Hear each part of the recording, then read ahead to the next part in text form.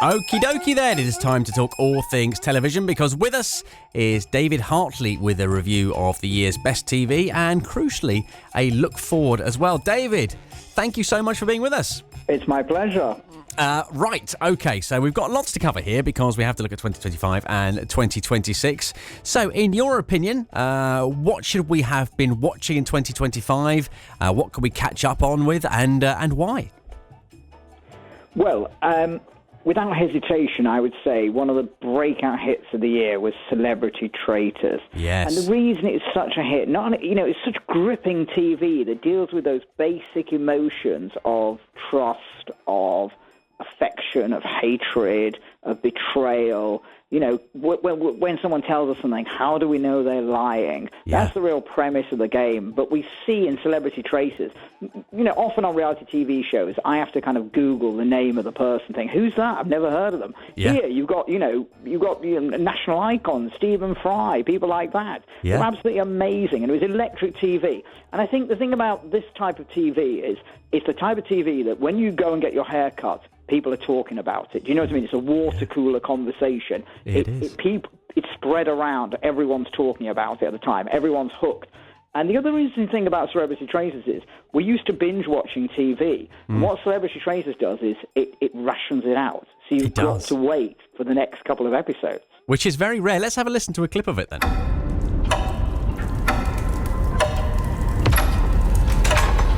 Look at all those famous faces. Smiling, popular, talented, clever, respected, all hoping that we'll play nicely because they're celebrities.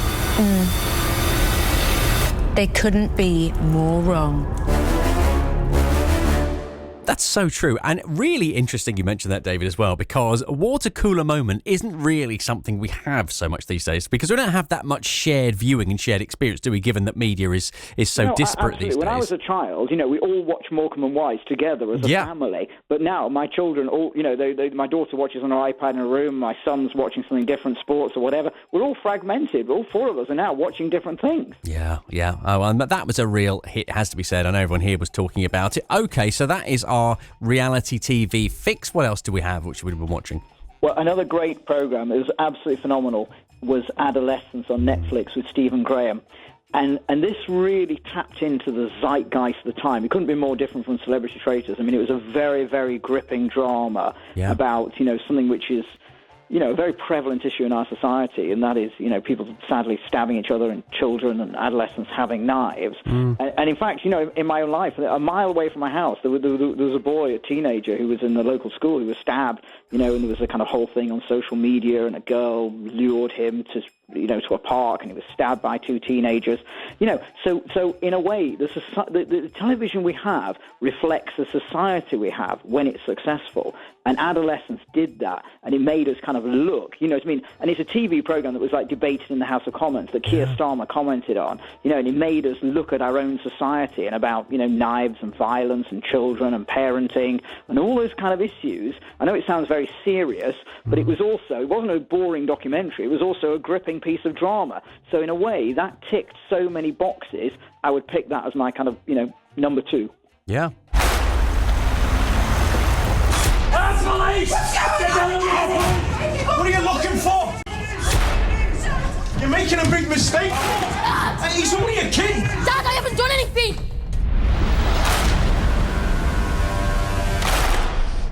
He's a good kid. Jamie, I want you to listen carefully. What's going on? So, as you mentioned there, some gritty realism in terms of drama. So we have had that. We have had our reality TV in Celebrity Traitors. Anything else we may have missed in the course of this year? I'm going to pick a couple that you might have missed, because a particular favourite genre of mine and everyone else's in TV is crime. And there's a couple of really good crime dramas, and one of which you might have missed and you can watch tonight because it's on Netflix, and it's called Department Q. And I often say that good TV is based on good source material, and this was originally a kind of Scandi noir. It's based on a series of novels, and it was made into a film about 10 years ago, and it's now made into a TV series set in Scotland. And it's a very, very gripping, I don't know if you've seen it, but it's a very gripping crime story about kidnapping, about search for someone, about, and it involves the police and the criminals, and it's dark, it's kind of bleak, but it's also gripping TV. What is it, David? Not just in TV, but I think in podcasts as well, and film, I suppose, has very often been the case, about crime. Why are people obsessed with crimes, real crimes and fictitious crimes and heists and all that sort of thing? What is it within us that want to be entertained by watching that kind of thing? I think I know the answer, and I think the answer could be summarised in one word: escapism. Right. Most of us live kind of normal lives. You know what I mean? Most of us are not, kidnapping or killing people. And most of us are not in the police. So we're slightly fascinated by that world. Most of us are in a normal world, as it were. And that's a kind of picture, a glimpse into an unusual world. So why do people watch TV or films? It's to escape from their lives, really. And when I'm watching Department Q, I'm forgetting my normal kind of Reading-based life. I'm looking at a different kind of life, and I'm immersed in that. And I think that's why crime works so well, because it's so different to normal people's lives. Very interesting psychologically. We also have Your Friends and Neighbours. I haven't seen this either. Well, it's on Apple TV. It's an American. I thought I'd give them a chance. It's an American import, and it's very high-quality drama with John Hamm, if you remember, from Mad Men. He's a fantastic actor. And the premise of this story is it's set in a very rich enclave, and John Hamm is a successful guy who, through various things, loses his job and is short of money. And because he's short of money, he starts to burgle his friends and neighbours in the neighbourhood while keeping up the pretense. But it works very well. It's, he's a kind of an anti-hero, but you're kind of rooting for him with his wife and his ex-wife and his children, his friends, and it's a great kind of it's a great setup against kind of, I suppose, American capitalism. But John Hamm is so good. Whatever he does, you like him and you back him. He's always a likeable anti-hero as well. He is in Mad Men, isn't he, to a certain extent as well. So that is 2025. We're going to have a song in a second and talk about your picks for 2026 going forward. But before we do that, let's talk about the year of TV in 2025. You have kept a wry eye on it, of course. Has it lived up to what you expected? I mean, were we going forwards? Did we kind of meander in the middle in 2025? Did we break down any boundaries, or was it more of the same? It's what I expected. And, often I meet people and say, there's nothing to watch on the TV. No, what they mean is there's too much to watch, and they can't decide what to watch. I agree with that, yeah.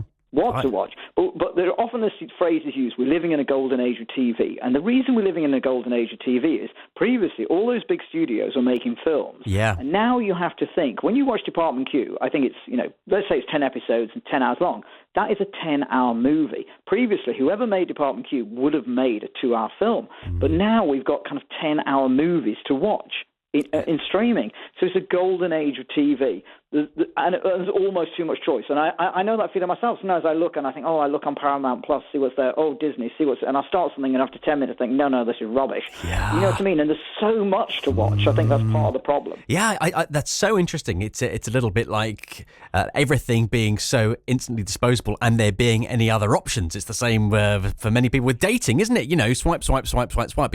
And you don't want to give anything a go because there's so many other options as well. This must be maddening, David, for studios that know, like music, that they need to hit with a chorus or a hook straight away when you're making it even a pilot, and someone can spend, literally millions of dollars, years of effort, and then someone like me, after 5 minutes, goes, no, it's rubbish. Watch something else. Even though, do you remember when you used to listen to music and you didn't like the first song on an album, for example, and then you didn't have any other albums because you bought that one, you spent your money, so you listened to it 4 or 5 times, and after about the fifth or sixth time you thought, I really like that song. Doesn't happen anymore. Yes, too much choice. Well, we're in the middle of a conversation about TV with David Hartley, reviewing the year of 2025 we have just done. And we're going to look forward now to 2026 in a celluloid sense. So, David, you have some recommendations for us. What are we looking forward to there next year? Well, the first one is a little bit of a cheat because it's actually coming out this year and is spread over the next couple of evenings. But I want to put it in because it's so good. Okay. And it's called Titanic Sinks Tonight. And it's a dramatization of the story of the sinking of the Titanic. But the thing is, it's with actors reading the actual transcripts from their subsequent interviews. So it's seen from the perspective of the first-class passengers, the crew, the second-class passengers, basically the people that survived, obviously. And it was all pieced together in the form of a drama. It's really, really good. Excellent. Brilliant. I couldn't recommend it highly enough. Most of us would think of the biggest dramatisation, of course, James Cameron's Titanic from back in the 90s as well. I'm guessing. Well, no, most of us would think of A Night to Remember with Kenneth More, the original black and white one, which didn't have the schmaltz of Titanic. Well, this is the point. It's not so. This, of course, with it transcript, is not romanticised at all. Does it stick very much to the facts and look at it on an emotional level? Yes, exactly the facts, the testimony, the facts. So it's kind of contemporaneous. You know what I mean? It's got a timeline of when they hit the iceberg, what happened next, what happened in the next 5 minutes, what the wireless operator did, what the captain did, what the second officer did. Wow. You know, it flows through all those events chronologically, but not, as I say, not in a boring documentary way, but in an exciting, dramatic way. Okay, and you say that's on this evening, did you say? When's that on? Well, it's actually been spread out on the BBC for the next few evenings, but you can obviously watch it all on iPlayer. Okay. So it is kind of technically in the future. Right, there you are. So a bit of history for us there. Also, well, look, this is coming back as well. Police! Gail Veller's murder is this force's highest profile investigation. Her life cut short, and whoever did it's got away with it. It will be our job to detect whether police corruption has contributed to this murder remaining unsolved. Veller drew attention to links between organised crime and corrupt police officers. There is no corruption in this police force. A barefaced liar promoted to our highest office. You should investigate. Believe me, we will. You have no idea what she's capable of. David, Line of Duty is back, and I know a lot of people are very excited about this. This is absolutely one of my favourite programmes. In my cupboard, one of my mugs is Line of Duty, and it says Mother of God on it. It's, I love that show. And again, it's reflecting back our own society. There is a suspicion, there have been, police corruption in the past, particularly in the Met, and this is kind of, diving into that in a dramatic way. But the tension and, who is H and all those kind of things, and the shootings and the acting, it's just, Jed Mercurio's written it, it's just so good. It's brilliant TV. It's first class. And we thought this was the end. We thought the last one was the finale. Yeah. But obviously there's an insatiable appetite for more Line of Duty, and there's more corruption wherever you look. So I'm sure there'll be, another successful season. Do we know when it's out, ready to go? We think 2026. Okay, so we will have to wait for that. Also, we have Night Manager 2, which sounds like this. There'll be no record of death. Richard Roper will remain a missing person. And you, Jonathan Pine, will be no more. I spent years creating you anew. It's time you get back in the field. That's him. Teddy Dos Santos. Teddy is smuggling arms into Colombia. Calls himself Richard Roper's true disciple, and I think British intelligence is helping him. So, Night Manager Series 2, a new one to me then, David. What's it about?